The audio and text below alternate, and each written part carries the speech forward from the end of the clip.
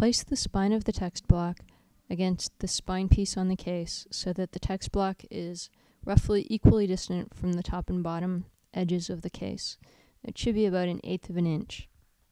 Close the case around the text block, making sure that the spine of the text block is pressed right up against the spine piece on the case.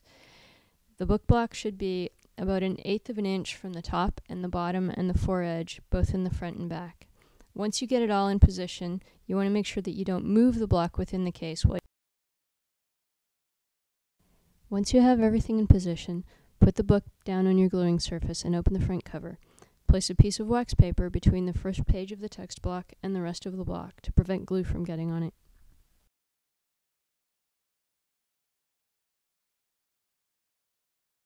Fold back the hinge and first put some glue close to the spine to glue the hinge to the text block.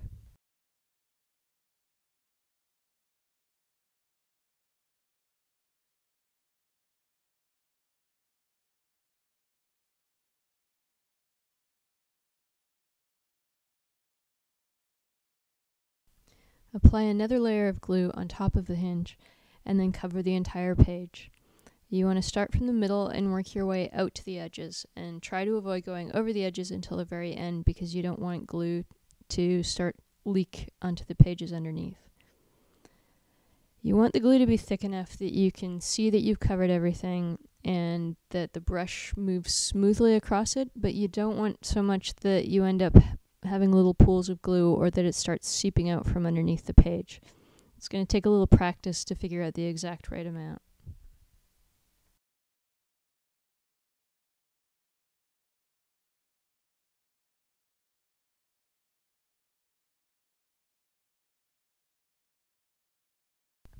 Once you start putting glue on the edges, make sure that you hold the page down and the wax paper with it so that the wax paper doesn't slide around, because otherwise you'll end up with glue all over the underside of the page, which is not what you want to do. When you're finished, make sure you wipe all of the glue off your fingers in preparation for the next part. Carefully remove the sheet of wax paper that has glue all over it and replace it with a fresh sheet. This next part's the tricky part. Place one hand at the foredge of the text block, and with the other hand, lift up the cover, press the spine of the case against the spine of the text block, and then just flip the cover over. Turn the book over and check the position of the text block in relation to the case. The text block should be approximately 1/8 of an inch from the top, the bottom, and the foredge. Here the text block was too close to the bottom, so I peel the page up from the case and reposition it. If you're not using methyl cellulose with your PVA, you have a very short window in which to do this.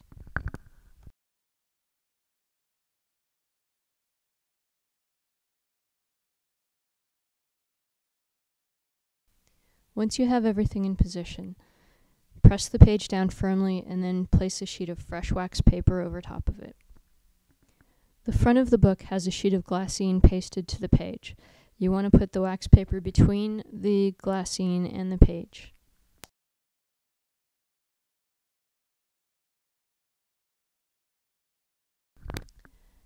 Now take a board or a hardcover book and put it on top of the wax paper and the glassine and stand on it for 30 seconds. When you're done, put another fresh sheet of wax paper between the cover and the glassine page and close the book.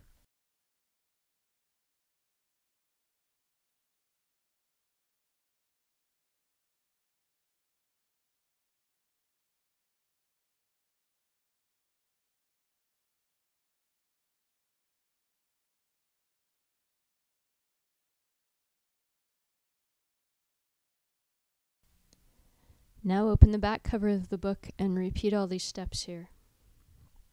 Placing a sheet of wax paper underneath the front page so you don't get glue anywhere. First gluing underneath the hinge and then gluing out to the edges of your page.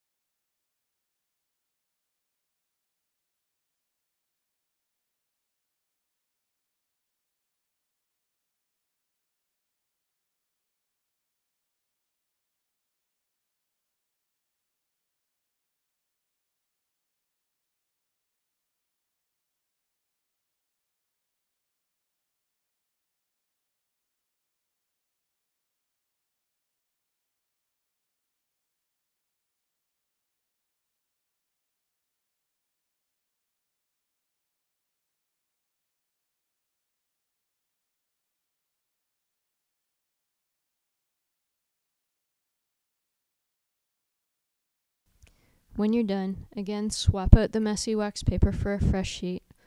Place your hand against the foredge of the book and the other hand at the spine and flip the top over.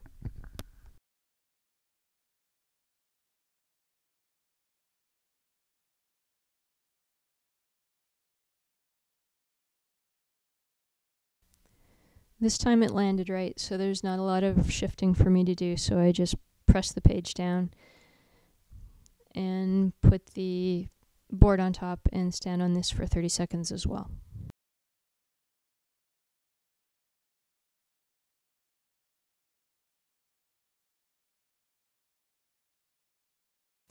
And that's it. We'll now place a sheet of blotter paper between the paste down and the text block, and between the paste down on the other side and the glassine sheet, and leave it to dry for 24 hours or so.